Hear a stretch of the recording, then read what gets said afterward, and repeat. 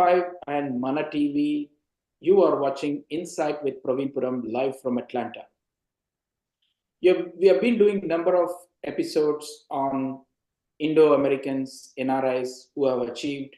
We want them to inspire the young entrepreneurs or the young generation here. And we have been doing many things across culture, technology, and today we will be doing more about investment, right? When we talk about investment, we hear a lot of words like venture capitalist, angel investments, private equity investments, and so on and so forth. So today, our esteemed guest is Mr. Sig Mosley. Welcome to the show, Sig Mosley. Thank you so much for your time today. How are you? You're welcome. Happy to be here. Thank you.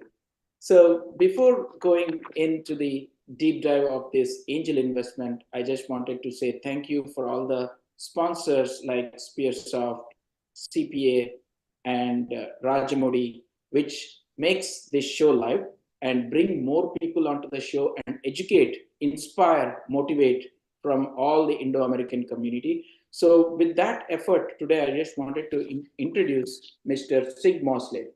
Sig Mosley is also called as the godfather of angel investment. He's also a managing partner of Mosley Ventures, a venture fund investing in early startup technology, startups in the Southeast, and venture partner in Zane Venture Fund. He's an advisor for Silicon Road Ventures, and he also has a record holder of the largest Southwest venture deal with a 5.7 billion acquisition of TradeX by Ariba. That's a great achievement, Mr. Mosley serves on the boards, different boards on the private companies. He also serves as a venture capitalist for the organizations like ATDC and the Tiger program in the Georgia Tech, and he also serves as an entrepreneur in Emory University at Georgetown Business School. He also serves on the advisory board of the Evidence-Based Cybersecurity Research Group at Georgia State University. He serves on advisory board of local initiatives Support Corporate in Atlanta. He's a director and treasurer of Imlay Foundation. He serves as a vice chairman of the Imlay Investments. He's also on the board and Russell Innovation Center for Entrepreneurship and GATV. He's a managing member of Flashpoint Investors LLC. He inducted into Georgia Technology Hall of Fame in 2007. He received Lifetime Achievement from TIE Atlanta in 2011, from the Atlanta Business Chronicle in 2018. He received the John Imlay Leadership Award in 2010. And he also runs an award called SIGGI Awards, which is very prestigious in the Southeast. And every year this award ceremony is there, and we have completed 2 days back this ceremony in Atlanta. Mr. Mosley was also selected as one of the Titan 100 for 2022. In 2023, he was inducted into the Small Business Dealmaker Hall of Fame. He was also a 2012 speaker for the year award recipient from Emory Feldham Education Foundation. He received his Bachelor of Administration from Emory University in 1968. His hobbies include coin collecting, wine, and reading. What a fantastic journey, Sig. I think it's amazing. And let us know if we have missed anything in your journey. No. Outside of my growing up, I grew up in a little town just north of Atlanta called Jasper. It had 2,500 people in the town, and I was kin to 85% of those people. So I grew up there. I came to Emory, and I've been in Atlanta ever since. I have traveled the world, but my home had always been here. Excellent, Sig. Have you ever been to India, Sig? Yes, I made a trip probably 10 years ago. Excellent. So, Sig, this interview, basically I run as a giveaway to the community, right? I wanted to inspire the community, younger generation, with the people like you to understand what is your journey, right? So with that said, I just wanted to tell, first of all, what is your life look like? A day of a Sig look like? Well, at this point, it is a little different than it may have been in the past. In the past, when I was very actively involved in investing, it would be getting emails, meeting with entrepreneurs, talking to entrepreneurs, then talking with the companies that I am already invested in, and then probably winding up the day with some sort of networking event to go to encourage entrepreneurs through networking in the ecosystem here in Atlanta. We have a very good ecosystem here, and I could be out every night of the week at some networking event. Excellent, Sig. Sig, also, if we take a step back in your life, right? When you were before Emory University, did you ever think that you need to get into a line of investment of the startups? No, that would have been the least thing, because when I was growing up, I get my concept of my really entrepreneurship with mowing grass. I used to mow 30 yards a week in the summer. And then I would work as the concession manager for football, baseball, basketball at my local high school. And then when I graduated high school for 4 summers, I worked in the local bank in Jasper. And got my business serious beginning there. But I really never thought about being an investor or an angel or a venture capitalist. But when I got into Emory my 3rd year, that when we began to pick our majors, I took one accounting course, and I knew accounting was for me. So I loved accounting. I took every course that I could at Emory, graduated with my BBA in accounting, and then I went to work for a CPA firm. Now, what I did find out was I was not a good auditor. I did not enjoy auditing. And so I had the opportunity to join a reasonably early company called Management Science America in their accounting department. Now, I was one of 40 people in their accounting department, but I enjoyed it. It was different from being an auditor. A little bit on MSA, we went through a Chapter 10 bankruptcy. We went from 800 people down to 42. I was one of the 2 in accounting that they kept. And then we grew that company from basically nothing to over a $300 million company that got sold in 1990 to Dun & Bradstreet. Now, 300 million today is not a big number. 300 million in 1990 was a big number. Big number, huge number. Yes. 300 is huge number. So, Sig, when this happened, what was going on in your mind? And how did you think that when you came out of the MSA, then you thought about investing? Or how did this happen with Imlay? What is your relationship with Imlay? Well, John Imlay was chairman of MSA, and he and I had developed a very close working relationship because we had both been there for 20 plus years. Wow. And so when we sold it, my job basically went away. You know, I got a 2-year employment agreement only because I knew where all the bones were buried. So they had to keep me around almost. But about 6 months into it, John came to me and said, you know, you can sit here and draw your paycheck for 2 years and then you can be gone. You can't make any decisions. You know, you just, that is what it is. Or if you want to go find something, I'll help support you and figure out your employment agreement. Well, I knew that John wanted to get his personal business out of the office at MSA because he had a very good friend that had sold his business, kept his personal business in his office, and then one day got let go, and he couldn't get to his checkbook or anything. And so John just wanted to be sure that never happened to him. And so John and I negotiated a deal where I created his family office I had already set up his family foundation and was on the board of that.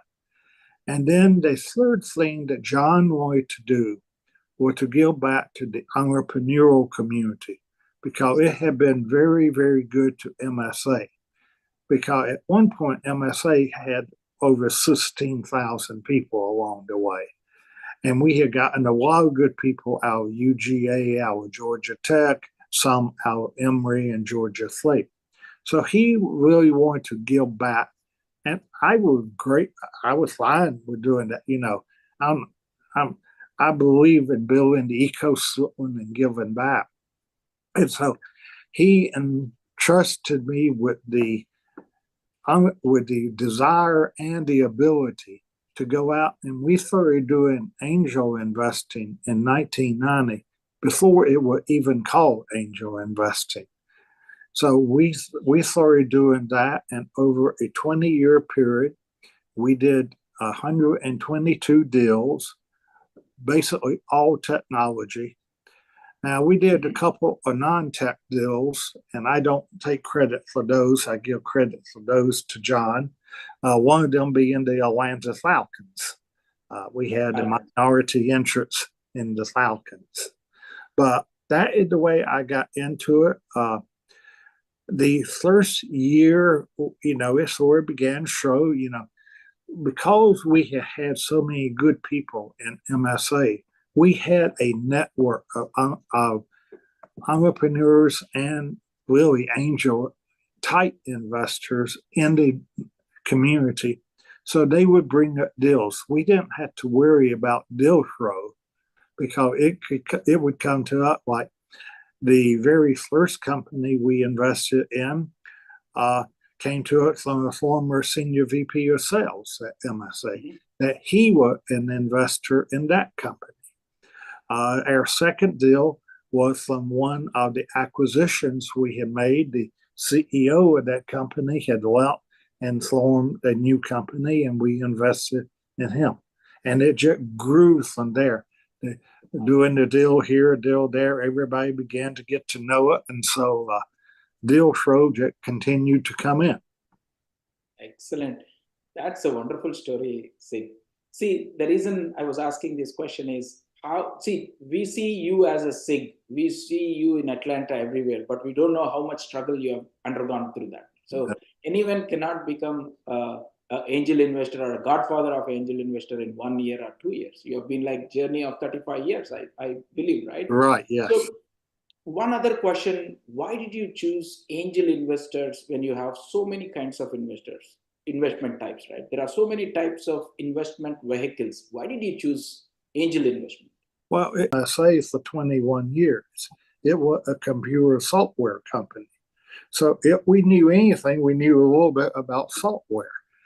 Entrepreneurs, do they know how to surround themselves with good people? You can be a A-level player, but you bring in all B-level around you because you don't want people to challenge you, because you want to just do it your way and get everybody just to do it. That's not the way you build a company.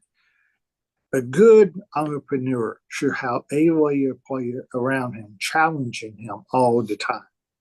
Well, that can be very difficult, ready to come in to do the deal. I said, well, okay, I'll go ahead and do the deal. Well, I probably should not have done that deal because that deal took 17 plus years to work itself out. And I lost money in the process.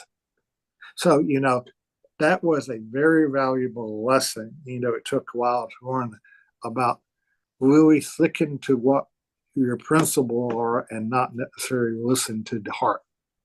And we have been great. We worked together 45 years in total. And after 20 years, in 2010, John decided that he wanted down the amount of investments that we had. So we discontinued doing early stage.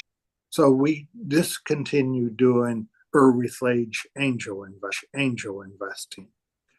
and we had a portfolio for about 18 months and continued to work those portfolios. I found I missed being involved. So I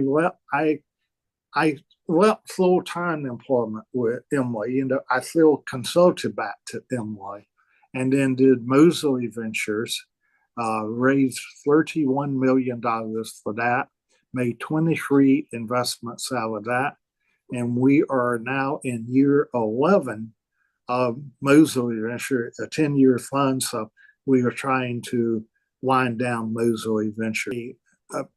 My admin person who joined me in 19 Mosley investment, but they know, but again, that is managing the public money and the foundation, and I am treasurer of the foundation. In your 175 startups, what you have invested, what is your favorite startup which you like about them, and what you like about them? Well, the natural answer is TradeX.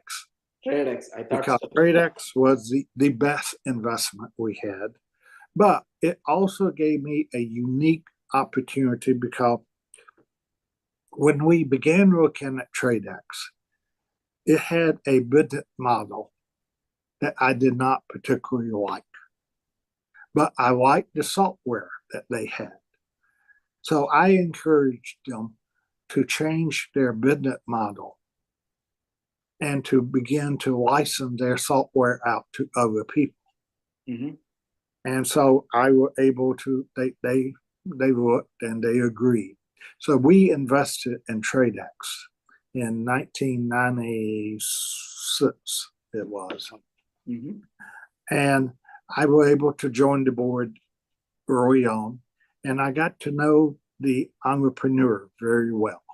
And he and I developed a friendship and a bond. And so as we continued to raise money over the 4-year period until we sold it, he kept me on the board. Very unusual for an angel to continue to serve on the board, because normally when VCs come in, you throw the angels out and the VCs come. But he and I were so close that he kept me on the board. And I were able to see it all the way through from the time that we invested.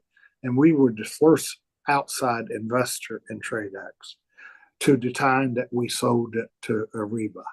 And so it didn't hurt that we did real well on the deal, but being able to be there and be a part of it and be involved in the decision making at the board level, it was a very unique experience. So, Sig, that's really fantastic. 5.9 billion. I was just counting how much it will be in Indian rupees. Oh my God, I can't even count the numbers. So, how much you started investing and what was that investment? A rough, I just wanted to see within 20 years or so. How many years? I don't remember exactly. But what you invested and what you exited, just a rough, how many times you got that? Now, are you talking about TradeX? Or are you Yeah, talking? TradeX. We put 500,000 in initially. How much? 500,000. 500,000. And we don't tell people how much we had in it, but we got 180 to 1 back. In other words, for every dollar we put in, we got $180 out at the end. Wow, that's awesome, amazing. I'm very very happy to hear that, Sig. And let's come to the current landscape of investment. How things are going on. AI coming in and all those kinds of stuff. So first of all, with your lot of experience, how this investment have evolved, and how do you see in the next 10 years how it's going to be this investment journey? Well, the investment journey, it has ups and downs. Part of it is based upon how the economy in general is doing. Part of it has to do with new technology. We venture and angels tend to move in herds. When two start moving, they all move that way.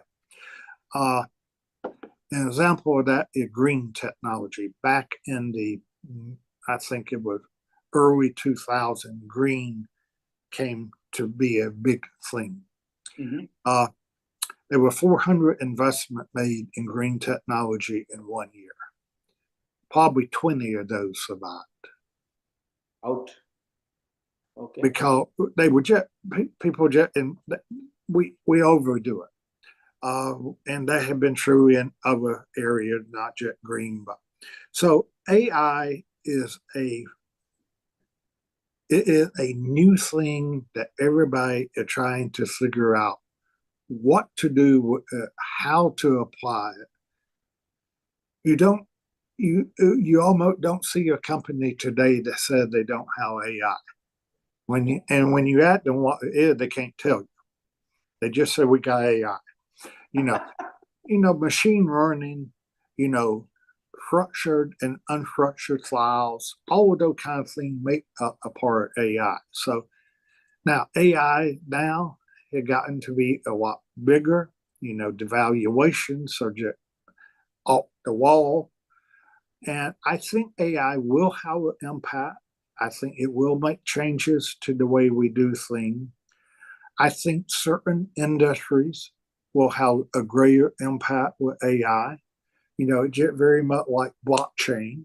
When blockchain came out, people originally said that blockchains were going to impact everything. Well, it had not impacted everything. It had impacted financial services, impacted healthcare, and cyber currencies. Mm-hmm. Those are your three major areas that blockchain have really impacted. AI will have a general impact along many things, but I think there will be some that will be significantly more impacted. Cybersecurity being one of those. Something that is now beginning to take hold in age tech, and more people are aging. We need more age tech technology. Supply chain and logistics can take advantage, I believe, of AI. Healthcare by any means, AI will be involved. So those are the areas that I'm looking at, and I think will be impacted over the next, 10 years or so. Excellent. So before I go to the next question, Sig, I'm very curious to know from you, how do you keep up your technology? Because every 2-3 years, you get new technology, new terminology, new initiatives in the terminology. How do you keep up because it is very important for you when you are investing, right? So right. How do you make up in your busy schedules? Well, Google goes a long way in being able to keep up, but then also being involved down at Georgia Tech, being involved at Emory. I can keep up there and at the ATDC. Places I am involved with that are also involved in technology, I can piggyback off of them. And then, and just reading,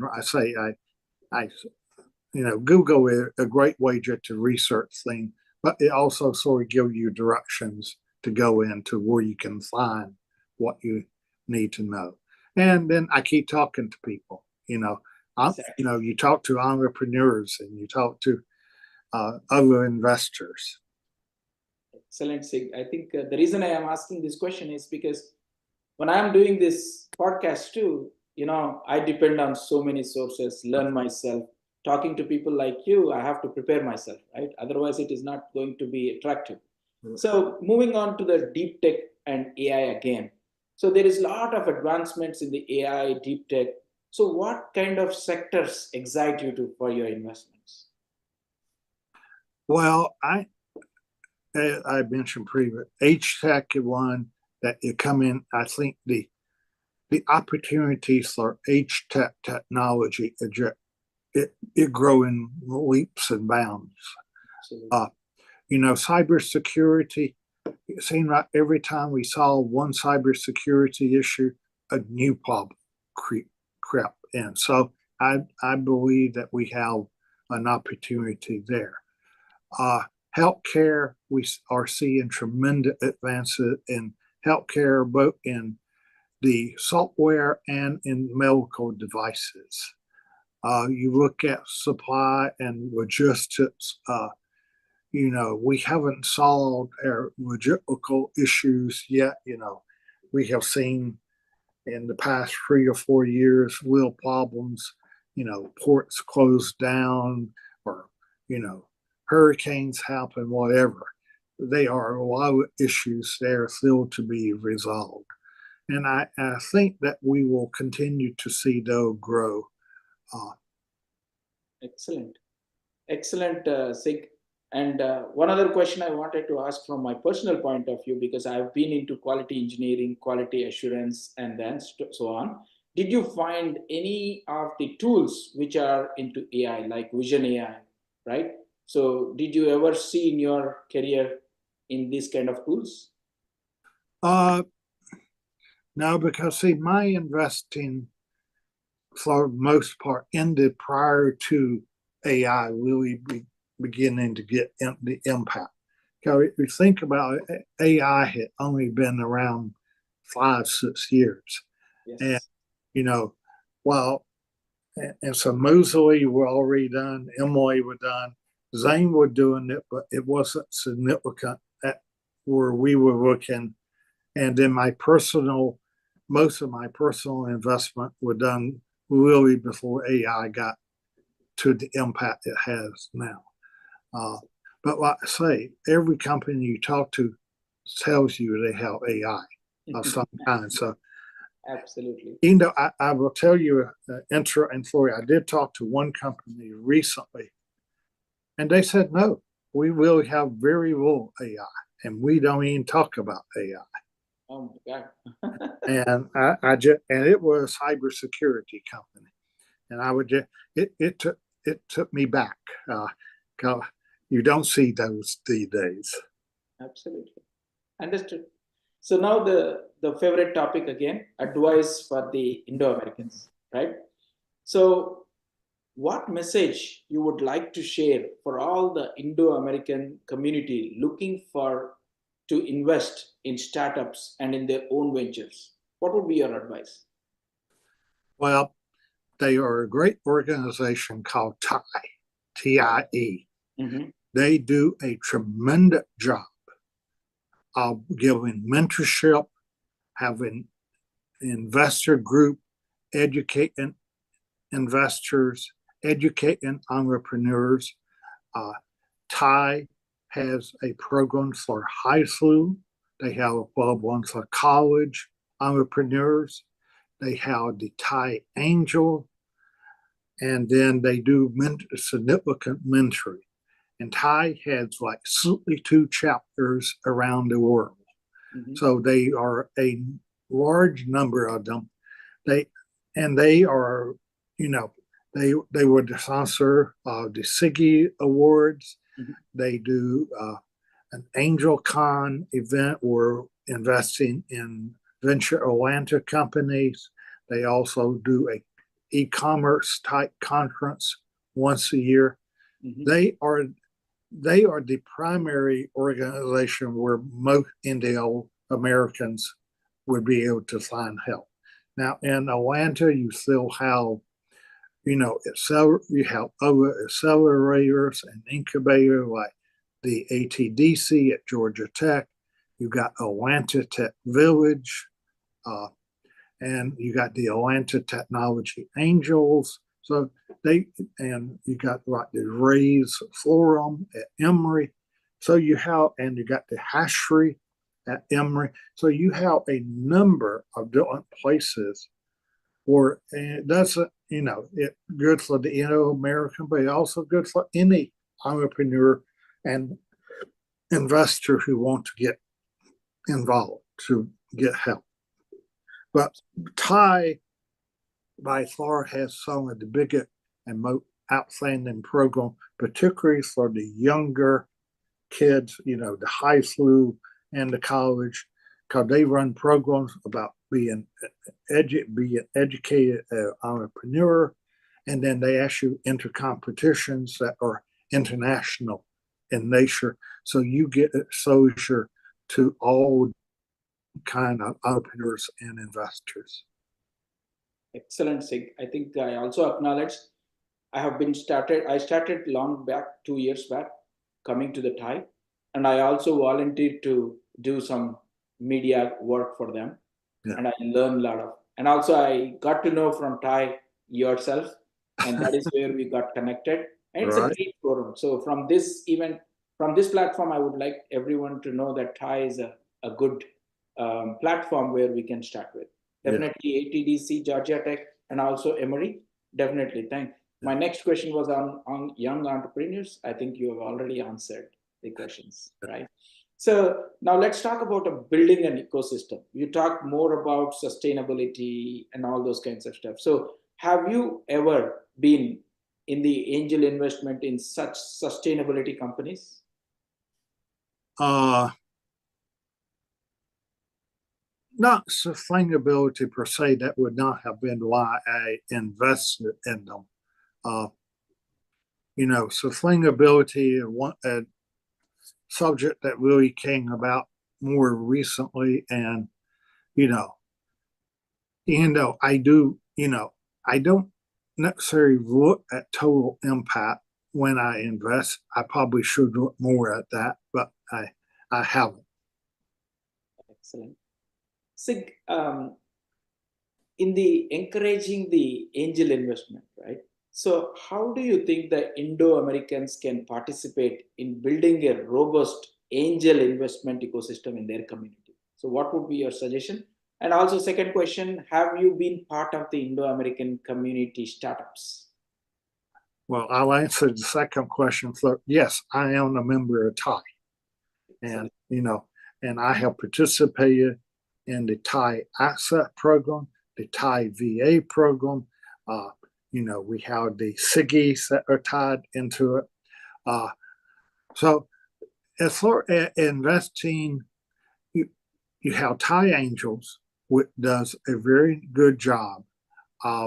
They look at companies every month, and they are one of the most active investors in the Southeast based upon their number of investments that they have made.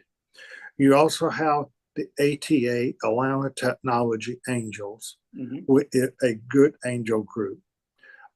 You also have an organization called Angel Lounge that is an organization that began in 2010 to help educate and support angel investors and would-be angel investors.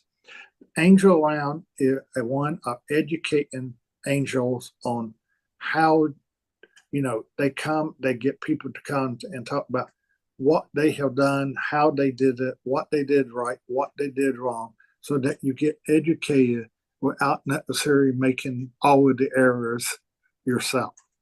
And that is, I am very supportive of that.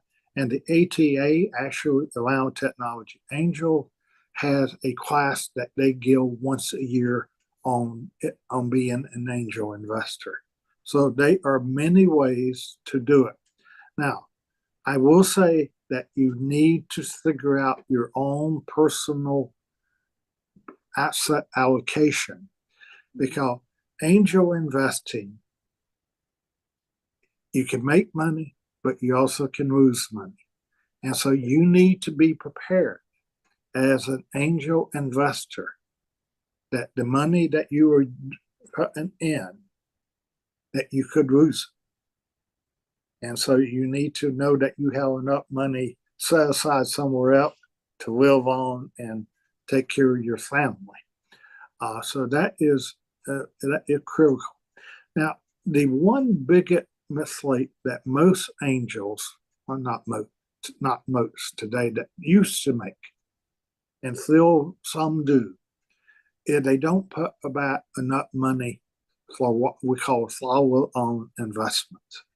But if you put $25,000 into an investment, I wholeheartedly recommend that you set aside another $25,000 in case you had to put more money into that original investment to keep it going until you can get venture funding. What happened is that entrepreneurs don't have yet to understand that it takes twice so long and twice as much money to get a company going. Therefore, when they raise money, they think they have enough to get it to where it need be. A lot of the times they do not. And so the current investor need to ante up again. And if you aren't in a position to do that, then you lose some of your preferences and your percentage of ownership. And it's just better that you always are able to do at least one follow-on investment. Excellent. So it's very evident that if you are investing, you need to have some money for the follow-up investment. Yes. So Sig, when you are investing in so many companies, so how do you influence them? Do you monitor their health monthly basis and give mentorship? Or how do you ensure that they are going in the right way? Well, I have been fortunate enough to, in a number of cases, to be the lead investor. And as such, I generally get a board seat. Or you can get a board observer seat. And so you attend board meetings, in a way you have input there. And if you're not on the board, then you need to figure out how to work with some investor that is on the board to be able to keep up. Now, in some cases, if you have knowledge of the industry that the company is in, the entrepreneur also will want to work with you directly to get the benefit of your knowledge. But some entrepreneurs, I hate to say it, think they know it all, and they don't. And in those cases, it really is the board that had the influence with the entrepreneur. Excellent. Excellent. It looks like it's not a small job. It's very, very keen. You have to be what things are doing. And I'm wondering, still I'm not able to put my mind around how you are managing 175 companies, investments, and seeing from outside the world, right? You are not part of every single thing's happening in the company. No, well, luckily not all 175 were at one time. They were spread out over a number of years. But I have been on as many as 25 boards at one time. And that takes a lot of work or just doing that. But then you still have to allocate time to do networking, to meet new entrepreneurs, and to look at new opportunities. So, I tell people being an entrepreneur, you need to be prepared to work 80 to 120 hours a week. Well, to be a great angel investor, you need to be prepared to work 80 plus hours a week. Thank you. Thank you. So, Sig, how many hours you spend every week? Well, now I am in my semi-retirement mode, and I'm spending 40 plus in semi-retirement. I used to work, I would say, 60 to 80 hours almost every week in the heyday. And but that includes networking and things like that. But I used to leave home at 8 in the morning and not get home till 8 at night. Wow. And that would be 5 days a week, and then you might work a day or so on Saturday, and then once emails came along and got to really dominate everything, I do emails 7 days a week. Absolutely. Because if you don't, you'll get so far behind, you'll never catch up. So how do you balance your time with your family? Sig? That is very important to know. Well, luckily, emails and things like that can be done at home. You can go home, have dinner with wife and kids, and be involved with them, and then they can do their thing later, and then you can go and work on doing that, emails, and like when I travel on vacation, like I was over in Thailand and Bali, and luckily they were a 12-hour time difference, so I could get up in the morning and send out emails, and then I didn't have to worry about anything tonight because I didn't have to worry about it during the day. Yeah, absolutely. Great to know, Sig. Definitely, you have inspired all of us. Even today, you are very active and participant in all the networking events. That's great to know. So, who is your legacy for the future after you? Who is your legacy for this angel investment? Well, I think if you look at the individuals who have won the Horizon Award Uh-huh. from in the SIGGIs, the Horizon Award is for somebody who is angel investing and who is helping invest in the community and continue to move the community forward. You know, our first Horizon Award winner was Blake Patton. Our third was Sig Moje. Uh, and recently we had Bill Majette. Those are all angel investors Mm-hmm. who are currently investing, but they are investing in the community as well as in company. They are trying to help build the community in various ways. And so those are the kind of people that will be my legacies that will continue to carry on.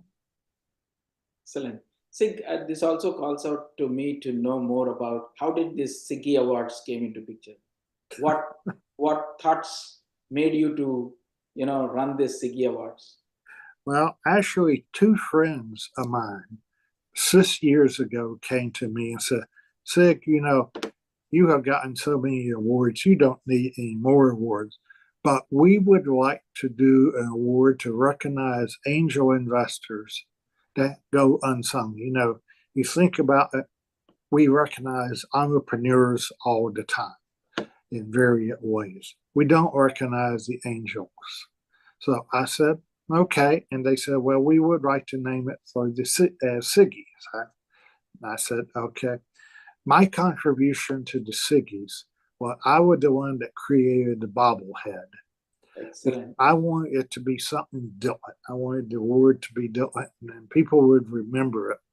And so the whole idea behind it was to recognize people that been doing what I've been doing, but don't get the recognition because, maybe they are not, doing this full time. Maybe they are not, putting out the same amount of money, but they are making a contribution. They are helping founders. They are mentors. They're helping other angels, whoever has helped grow their community. And one of the SIGGI awards is for conscientious capital, i.e., who is doing social investing and so on, and trying to build that side of it. So we have various purposes in our SIGGI award to recognize people that do different things. And then I say the Horizon Award is for somebody who is really helping carry the community forward. So your consideration for this Siggy Awards is only in Atlanta or Southeast? Right now, it is only Atlanta because to do the Southeast, I would have to go and get to know a lot more about different places. They know central way to get information on angels. Not like venture capital, you can go to PitchBook or Crunchbase or some of those and find out about it. Angels don't report that way. So you would have to go to every city where there was significant angel involvement, find out who the angels were, and so they just no easy way to do it. So right now, the SIGGIs are here. Now, we did create a new award this year called the SIGGI Investor Hall of Fame that is going to outside of angel. It's going to go to VCs. It's going to go to PE and different type of investors. But again, here in Atlanta. And the first inductee into the Hall of Fame was Charlie Mosley. Now, no kin to me. It's crazy we have two Mosleys in the world and we aren't kin. But Charlie founded Noro Mosley Partners back in 1983, which was the first venture fund in Atlanta. And so we felt that he was the ideal initial inductee into the Hall of Fame. Excellent. So this Charles Mosley is related to you, or No, no. he's okay? But I He see the spelling change, right? Right. The Mosley. He had two E's in Mosley, and I have one E. I saw that. Yeah. Thank you for clarifying Yeah. that. So, if at all anyone wants to start their angel investing, right? What would be the minimum amount they should have? Well, if you join a group like Thai Angels, Uh-huh.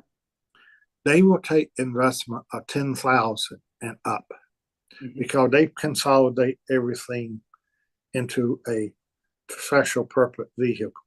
So 10,000 is kind of the minimum there.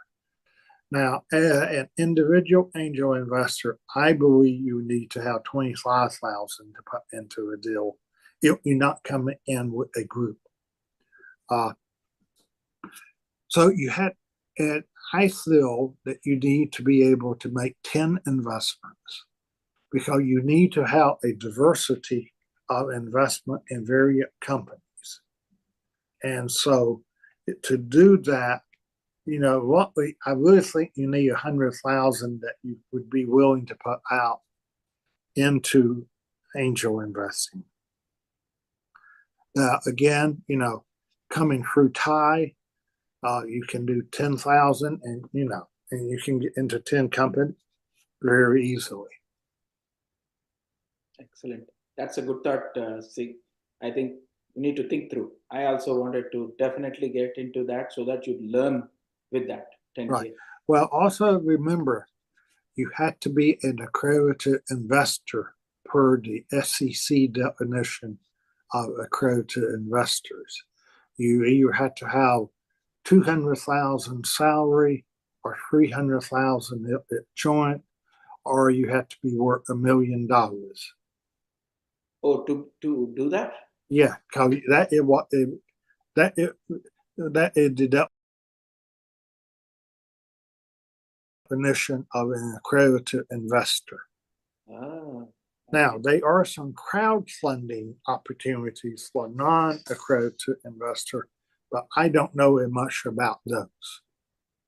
okay, got it. So that's a good learning. Now I thought if I have 10,000, I can invest. So you cannot. You need to No. have certain accreditations. Right. Absolutely, that's it. And the other question I wanted to ask you, if any of the Indo-Americans, they wanted to be part of the networking groups, do you suggest anything apart from Thai, ATDC, or ATA, anything else they need to be part of?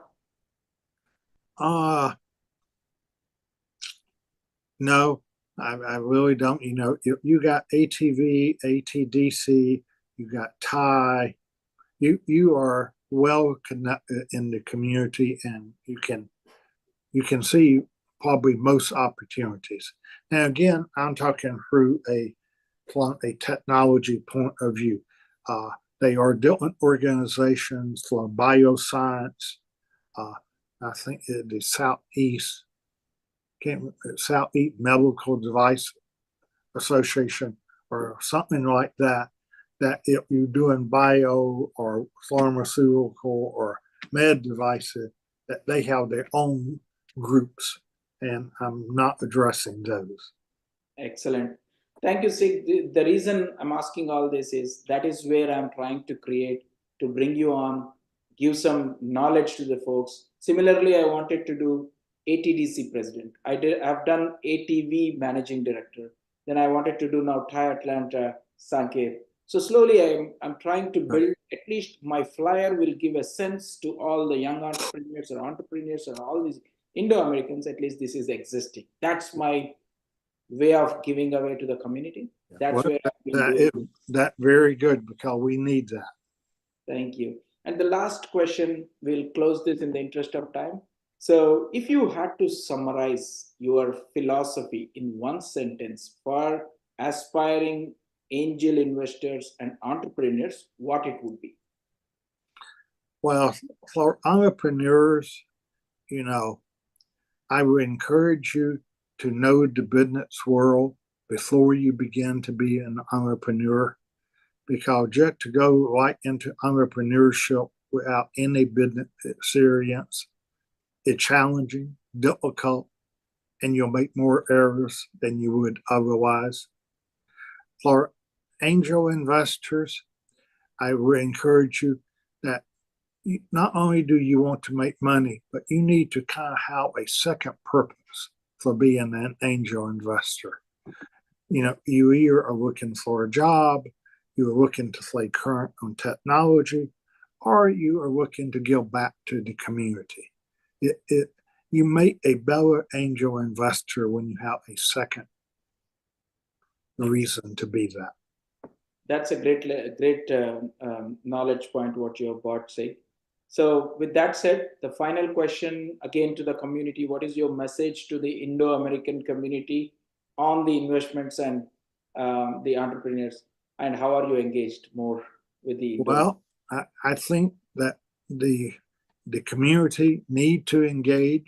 You need to be, and I hate to be a one-person organization, but TIE is the community organization that if you begin there, then you can figure out if you want to be in other places. But TIE had mentorship, they have investing, they have education for entrepreneurs.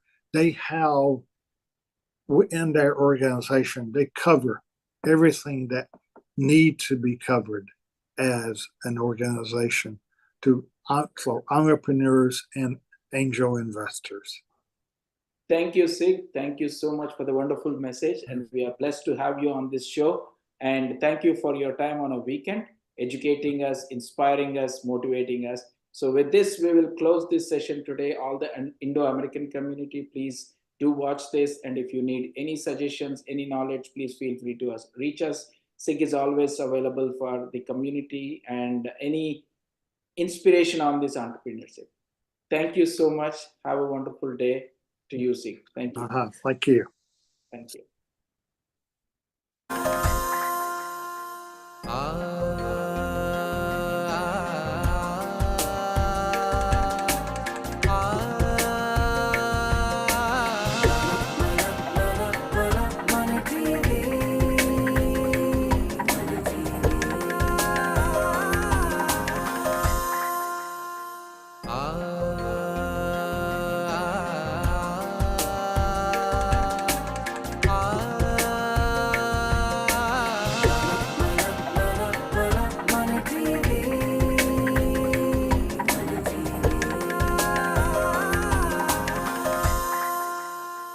Ah